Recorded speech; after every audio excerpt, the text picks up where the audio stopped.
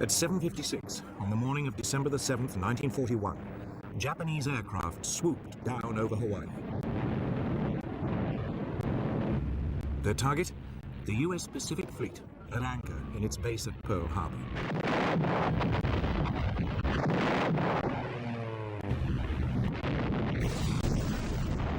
Five US ships were hit immediately.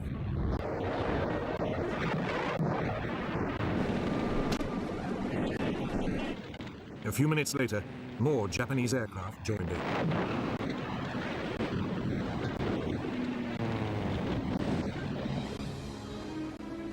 By 8:35, 2 US battleships were sinking, 2 had capsized, and 2 were badly damaged. A 7th battleship, the Nevada, slipped her moorings and was heading out to sea when she too was caught and forced to beach. Simultaneously, Japanese Zero fighters strafed US aircraft lined up on the island's airstrips.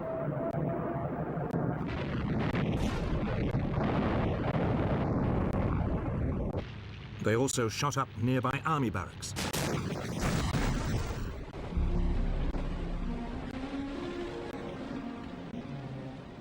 By the end of the attack, dozens of US warships had been sunk or damaged. 188 aircraft were also destroyed.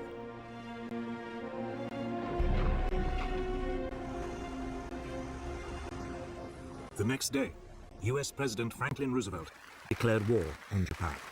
Since the unprovoked and dastardly attack by Japan on Sunday, December 7, 1941, a state of war has existed between the United States and the Japanese Empire.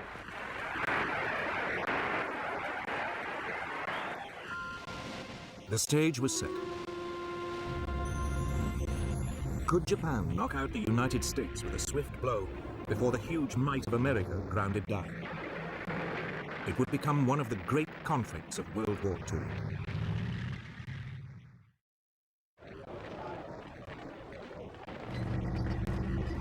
Japan's first steps towards war had come in August 1940. Capitalizing on France's defeat in Europe, it seized control of air bases in the north of the French colony of Indochina. It was looking for a quick and easy expansion of its empire.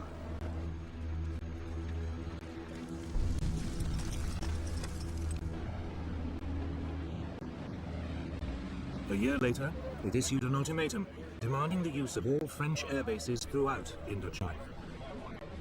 When the French hesitated, the Japanese invaded and seized control of the entire colony.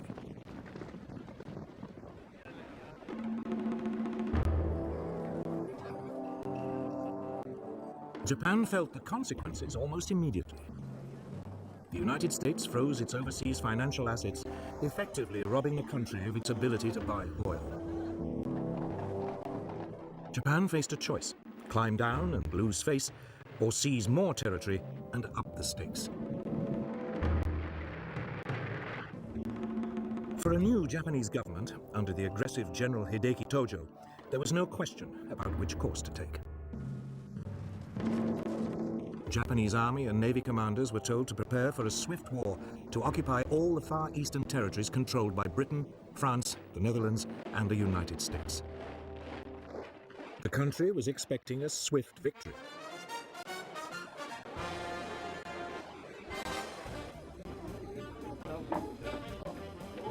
Japan saw the Americans, in particular, as a nation of pleasure lovers with no stomach for a lengthy war and heavy casualties.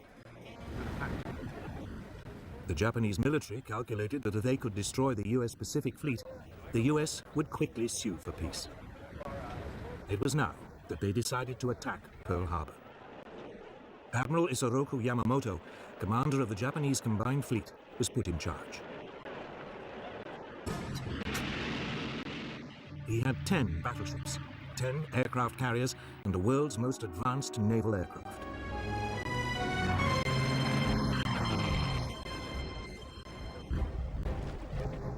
Against him, the US Pacific Fleet had 8 World War I vintage battleships and 2 carriers.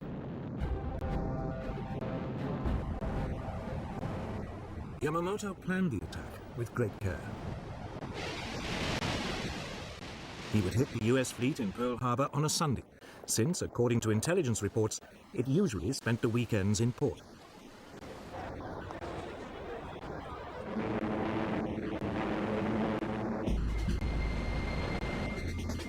In total radio silence, the Japanese strike force gathered in Tankan Bay at the northerly Kuril Islands.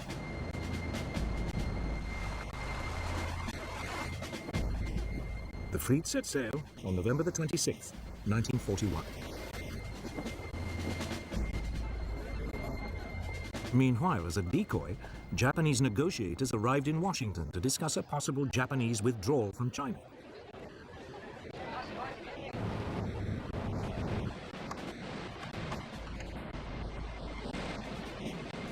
The Japanese fleet refueled after several days at sea.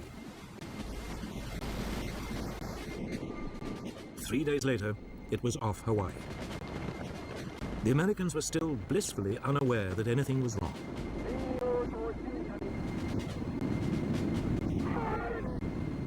At 6 a.m. on December the 7th, after a final briefing, the first wave of Japanese aircraft took off.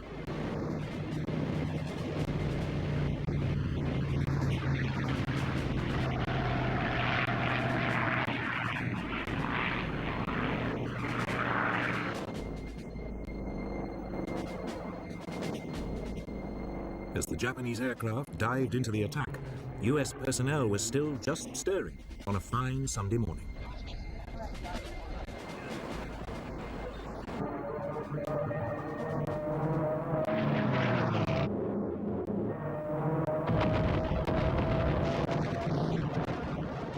It was all over in less than 2¼ hours. Yamamoto's plan had worked like a dream. Or had it? There was only one problem. The US fleet's 2 aircraft carriers had not been in Pearl Harbor at the time and had escaped the attack. Yamamoto's main aim of crippling the US Pacific Fleet had only partially succeeded.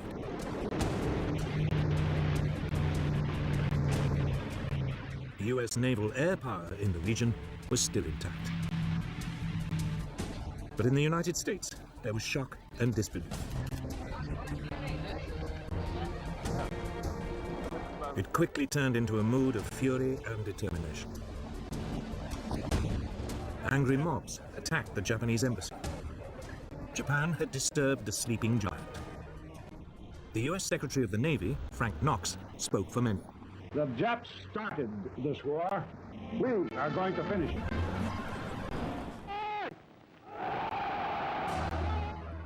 Yet before the US could mobilize its full strength, the Japanese were to inflict more humiliating defeats on the Western Allies.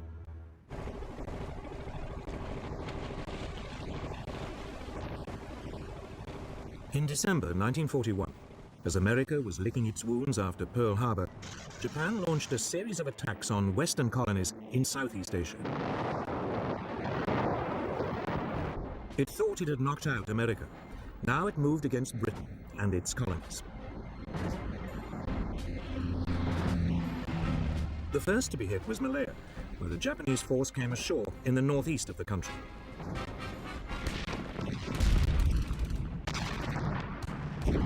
The plan was that it should make its way south down the east coast.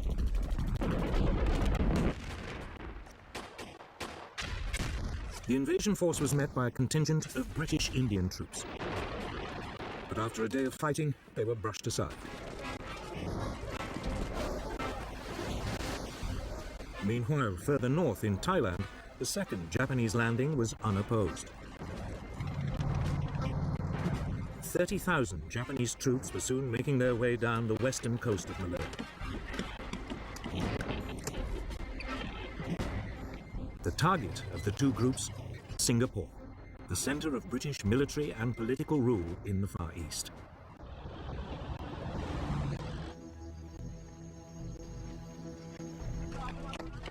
Britain had turned the island into what it believed was an impregnable fortress. But all the guns pointed south, out to sea. The Japanese were approaching by land from the north.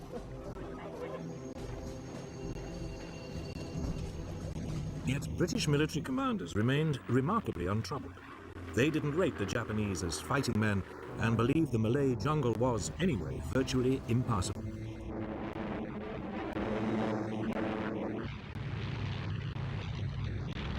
But the Japanese had other ideas. To soften up Singapore, they attacked the city from the air.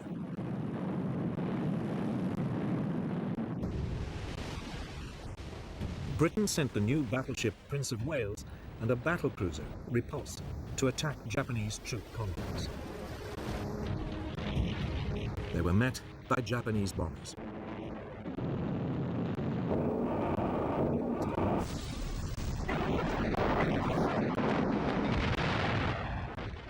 Both warships were sunk in less than 2 hours. Almost 1,000 of their crew were lost. It was the greatest British naval disaster of World War II. In an era of aircraft and aircraft carriers, it was now clear the battleship, for years the mainstay of the British Navy, had had its day.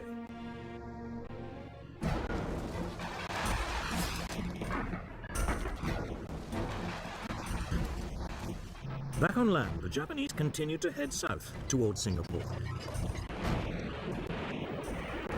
On January the 11th, 1942, Kuala Lumpur was captured. The British forces fell back and withdrew to Singapore.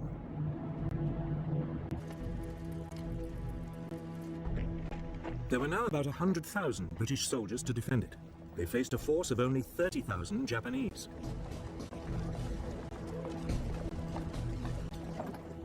Even without their big guns, the British should have been able to hold out.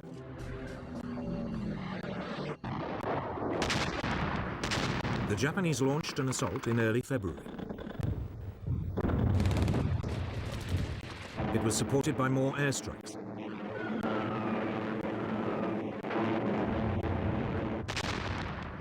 The British defense was soon reduced to chaos.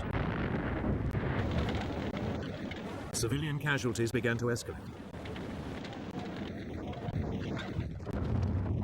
4 days later, the Japanese had pushed through the last of the British defensive lines.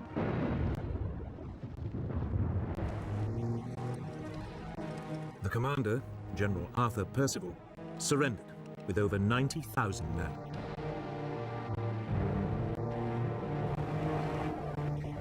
Never in the history of the British Army had a commander in charge of such a large force had to surrender, and to an enemy general whose force was outnumbered more than 3 to 1. Britain's 200-year-old power and prestige in the Far East had been wiped out in just 10 weeks. But it wasn't the only disaster. Elsewhere in Southeast Asia, the Japanese forces were equally triumphant. The British garrison in Hong Kong fought for 2 weeks before succumbing to a Japanese invasion.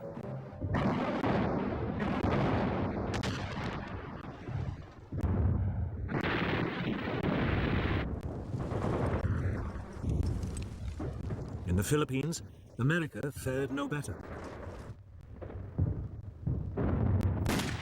Here, a preemptive bombing raid caught large numbers of US aircraft neatly lined up at Clark Field. Most were destroyed.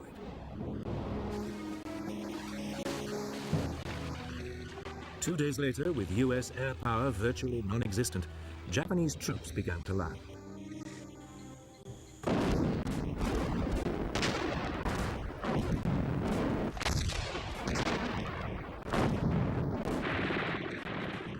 The local Philippine troops melted away.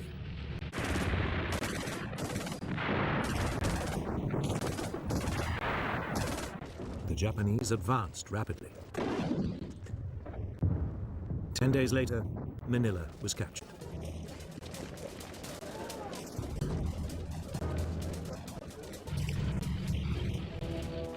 The US soldiers were forced to withdraw to the Bataan Peninsula. Here they hoped to hold out until a relief force could be sent. it never came.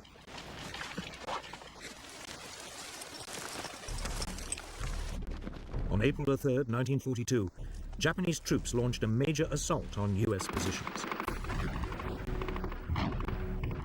After 4 days heavy fighting, they broke through.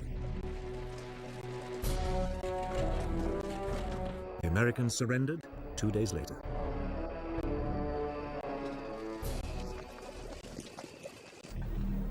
That left just one British colony in the region, Burma.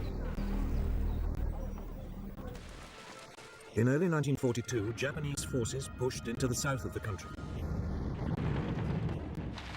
The British defences had been utterly neglected.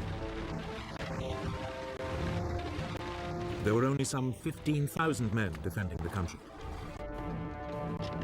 They were no match for the Japanese.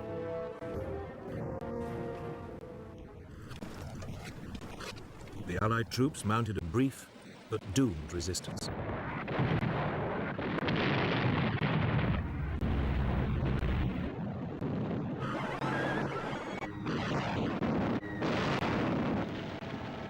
Less than 2 months after invading Burma, the Japanese had seized the capital, Rangoon. 8 weeks later, the British had been pushed entirely out of the country. In just under 6 months, the Japanese had seized control of the whole eastern rim of the Pacific. Their Oriental blitzkrieg had been swift and crushing. Yet already, there were warning signs that they were not as powerful as they appeared.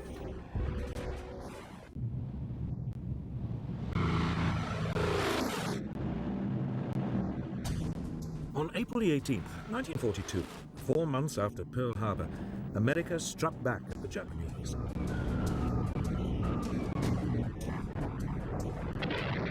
US bombers flying low over Tokyo dropped bombs on the city close to the Emperor's palace.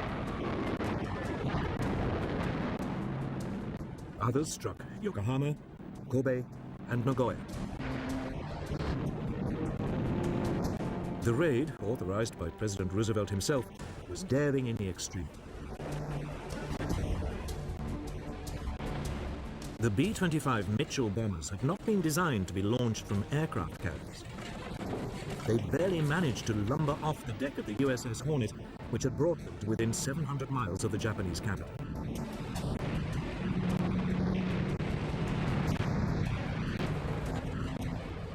But that didn't diminish their effectiveness in the air.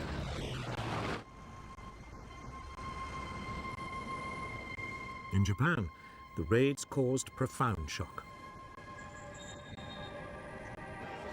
After their runaway successes of the past 4 months, they had never expected an attack on their homeland.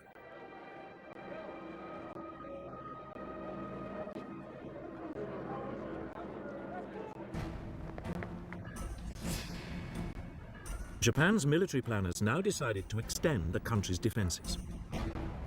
If they could seize additional strategic outposts in the Pacific, they could attack and destroy Allied forces before they even came close to the homeland. Japan already controlled much of the Chinese coast, Southeast Asia, and the Philippines.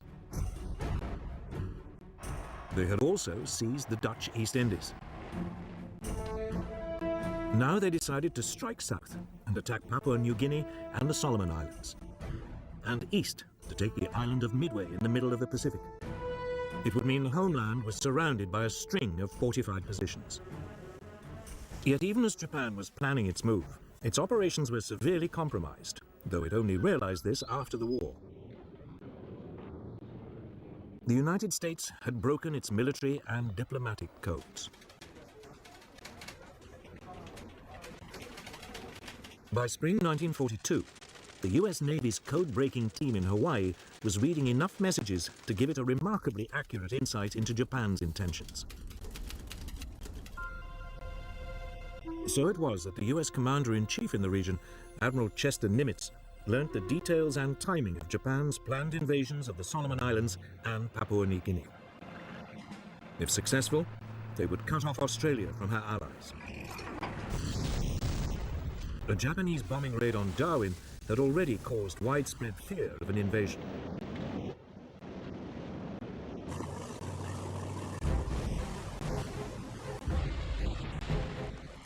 In early May 1942, the Japanese plan to widen its defensive perimeter was launched. They seized the Solomon Islands.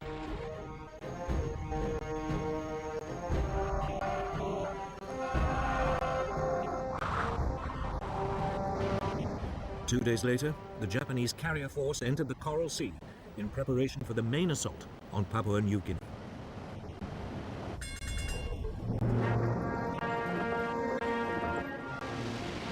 But this time, the Americans had anticipated them. Admiral Nimitz had ordered 2 U.S. aircraft carriers and a number of smaller warships into the area.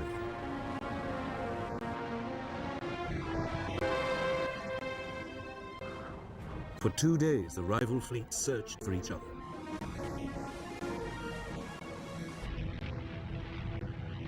Then, on May the 7th, U.S. aircraft located and sank the Japanese carrier Shoho.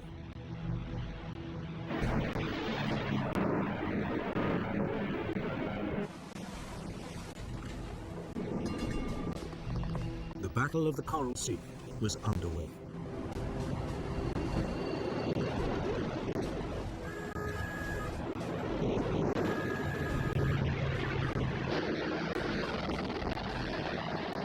Early the following day, the Japanese responded, unleashing a hail of torpedoes and bombs.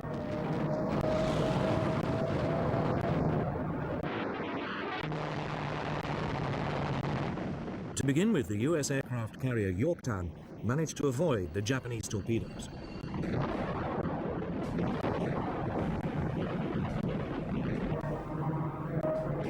But then she took a bomb which penetrated 4 decks before exploding. 37 men were killed.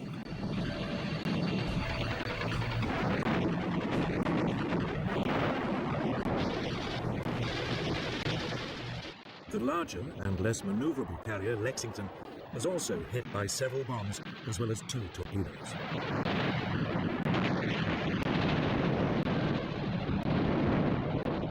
She developed a heavy list to port.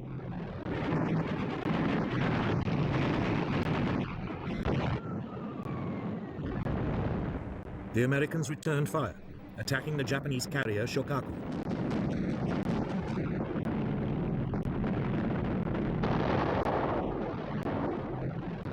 The first U.S. raid was blunted by Japanese Zero fighters, which forced the U.S. Douglas Devastator bombers to drop their torpedoes too far out. All the torpedoes missed.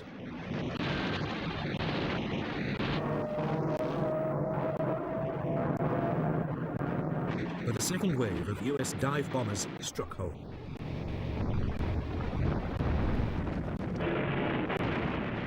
The Shokaku's deck was so badly damaged, she could no longer be used by aircraft.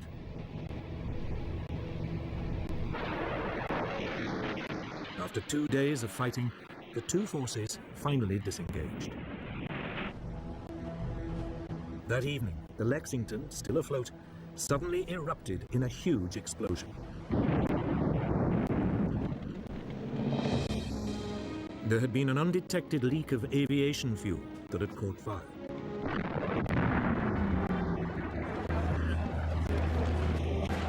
Amazingly, all but 215 of the nearly 3,000 men on board were rescued. Later that evening, an American torpedo scuttled the burning hull.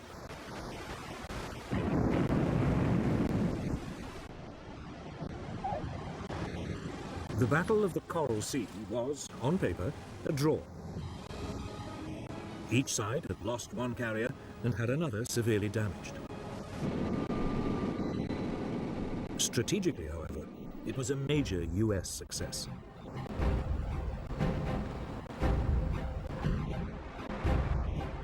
It had prevented the Japanese from seizing more territory, and it had stopped them from isolating Australia.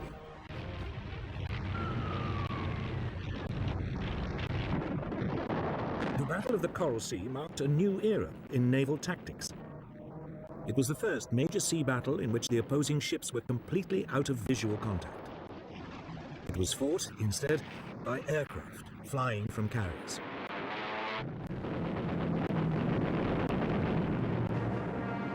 would soon become clear which side had adapted to the new form of naval conflict more successfully.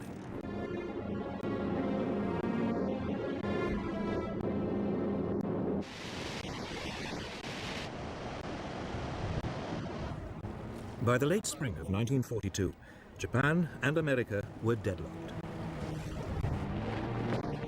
Japan needed a quick victory if it was not to be ground down by the huge resources of the United States.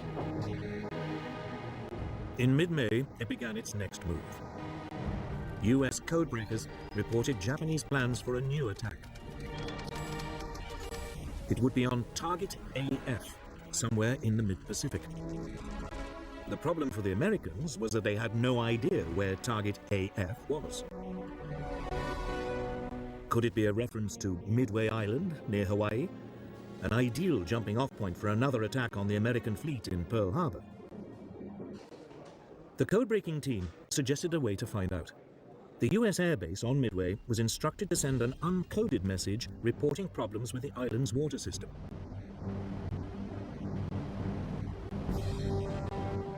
Almost immediately, the codebreakers intercepted a Japanese signal that Target AF was having water supply problems. Admiral Chester Nimitz now knew exactly where the enemy would strike.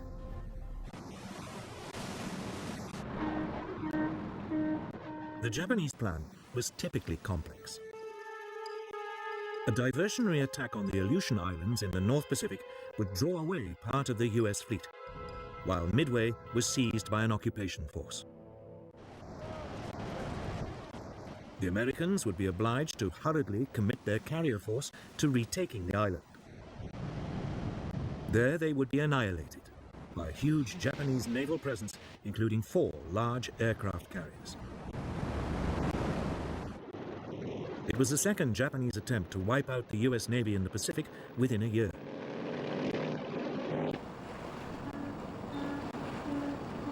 Forewarned, the American carriers left port and moved to a position where they could ambush the Japanese.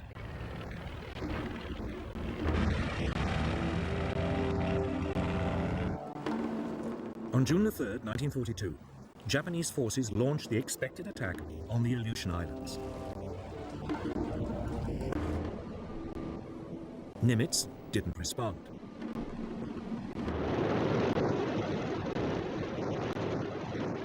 Then, early the next morning, the main Japanese carrier force launched a first airstrike on Midway Island to soften up its defenses.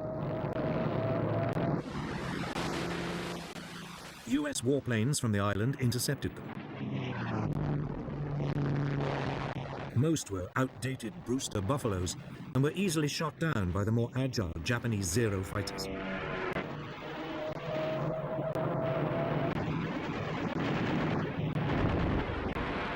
But the Japanese attack had been blunted. Midway's defenses had not been broken.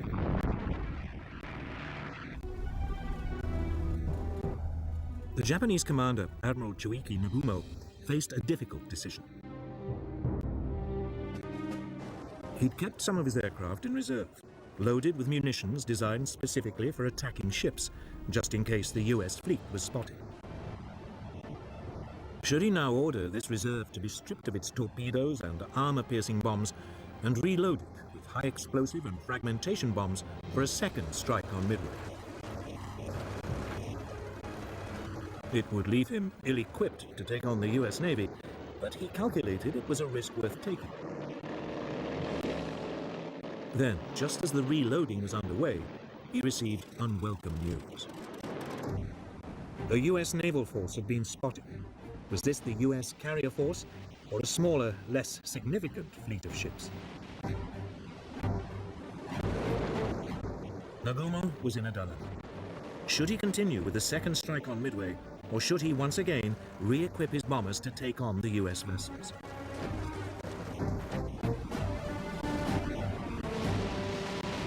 Nagumo decided to gamble. He would push ahead with the second strike on Midway. His hope was that when the bombers returned, there would still be time to rearm them to take on the US ships. Even as he weighed the odds, the Japanese carriers were attacked by US bombers.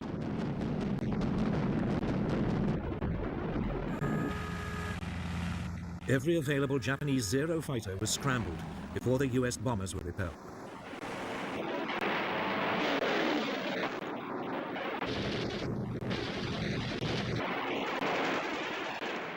Then came another report from reconnaissance planes.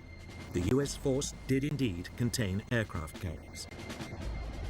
Nagumo was, once again, on the spot. His aircraft were halfway through reloading, but the US carriers were a much more important target. He took a second gamble.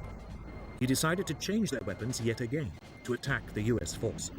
But while he did so, his ships would be sitting ducks. Almost immediately, they came under attack from low-flying US torpedo bombers. But they were old and slow and attacked without fighter support.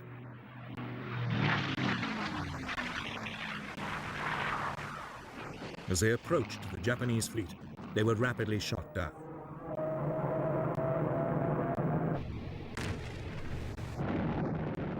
For a brief period, it looked as though Nagumo's gamble had paid off.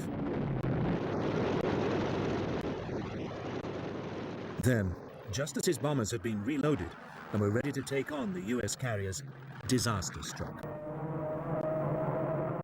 US dive bombers, approaching unseen at high altitude, hurtled down on his ships.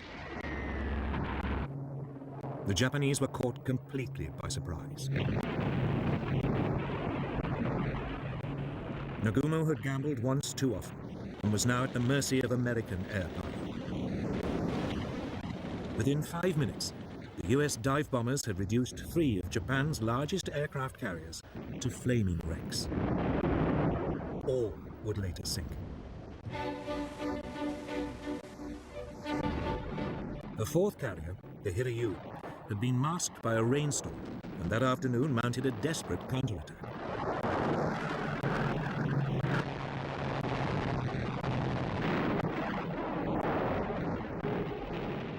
The US carrier Yorktown was severely damaged.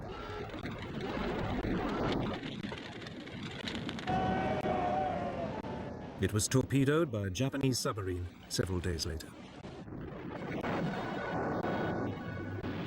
But the Japanese fight back was short-lived. Late in the afternoon that day, the Hiryu was also hit and turned into a blazing pyre. In a matter of hours, Japan's mastery of the sea had been destroyed. The attack on Midway Island had achieved nothing. But it had cost Japan its finest carriers and 332 aircraft. Well over 2,000 sailors had also died.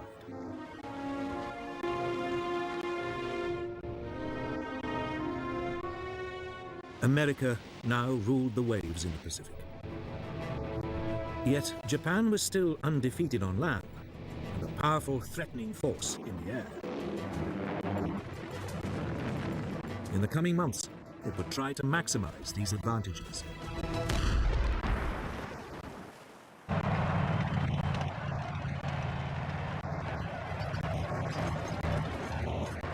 By summer 1942, Japanese plans to build a defensive ring of occupied territories around their homeland had still not been completed.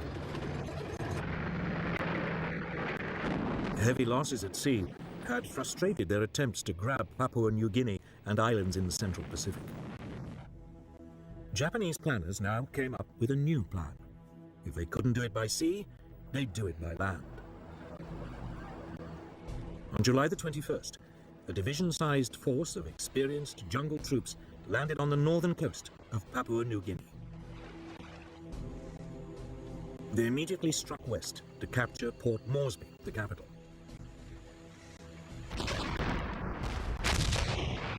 Progress was swift at first. The small Australian defence force was completely outnumbered.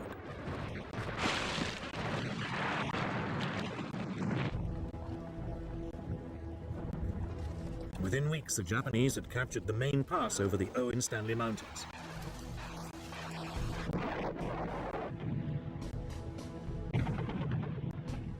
They then halted to await reinforcements before the final push on Port Moresby.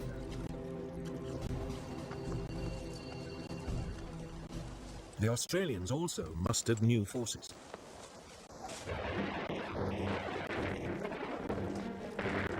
When the Japanese moved off again, they now met much stiffer resistance.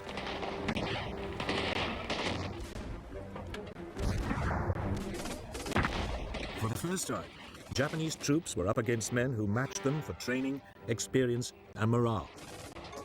The Australians stood their ground, and the Japanese were temporarily brought to a standstill.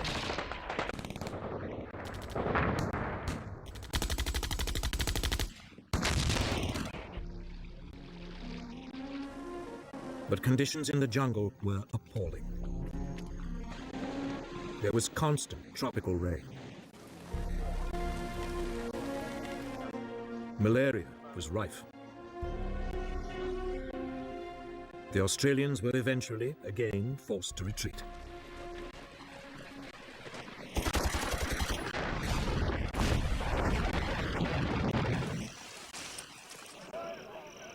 After 2 months of grim fighting, the Japanese were within 30 miles of Port Moresby. Then, finally, US reinforcements arrived.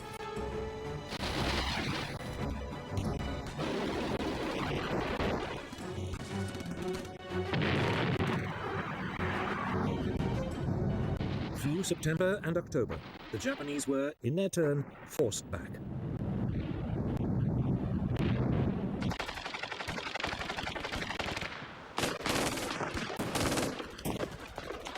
The Japanese made an heroic but suicidal stand.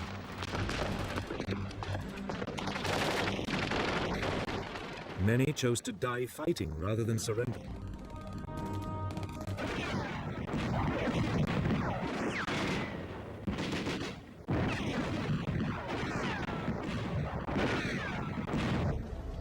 It took the Allies another 2 months before the Japanese were finally overwhelmed. It had been a bloodbath.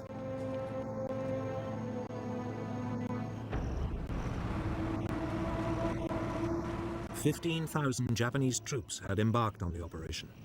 Only 3,000 got away.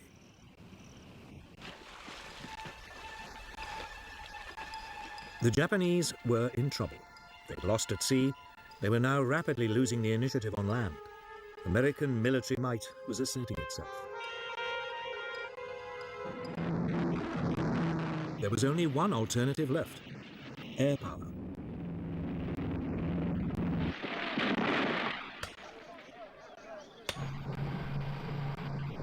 Through the summer of 1942, Japanese engineers began building a string of airstrips across the Pacific. One was on the island of Guadalcanal, in the southern Solomon Islands. It was particularly well situated to threaten US convoys heading for Australia. It would become the focus of an epic battle.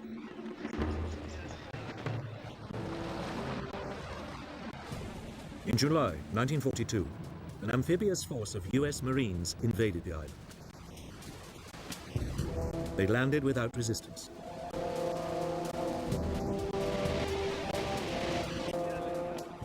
The plan was to capture the half-built airstrip, complete it, and then turn it into a US base. But the Japanese were not ready to give up. That night, they sent in a naval force to land reinforcements and to attack the fleet of US ships supporting the Marines.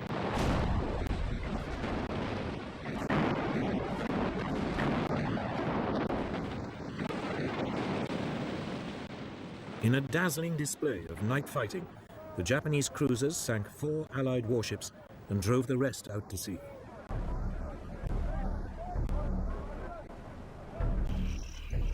The Marines were now marooned, without supplies and without much of their equipment. They dug in around the airstrip. Despite constant bombardment, using construction machinery left behind by the Japanese, they pushed ahead with the completion of the airfield.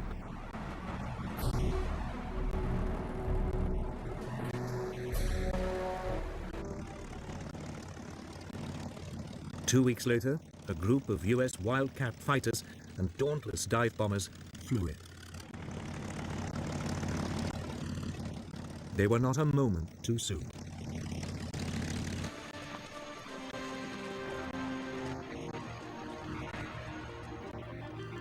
The next day, newly arrived Japanese troops launched a series of suicidal attacks on the airstrip.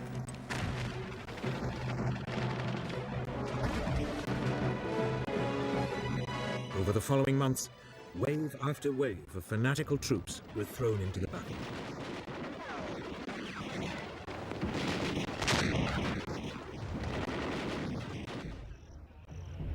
By the winter of 1942, the two sides had fought themselves to a standstill, both now dug in to defensive positions.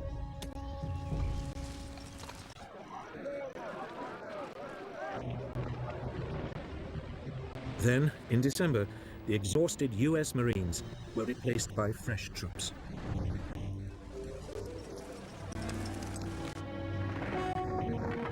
US soldiers now began a new push on the increasingly isolated pockets of Japanese resistance.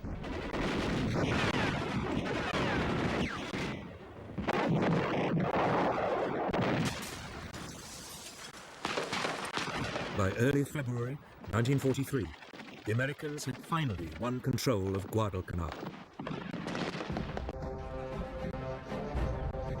They had now beaten the Japanese at sea and on land. They had even denied them access to the air. The Oriental Blitzkrieg had failed. The Japanese Empire now faced a foe that was still growing in strength at a rate it could never hope to match. It was the beginning of a fundamental shift in the course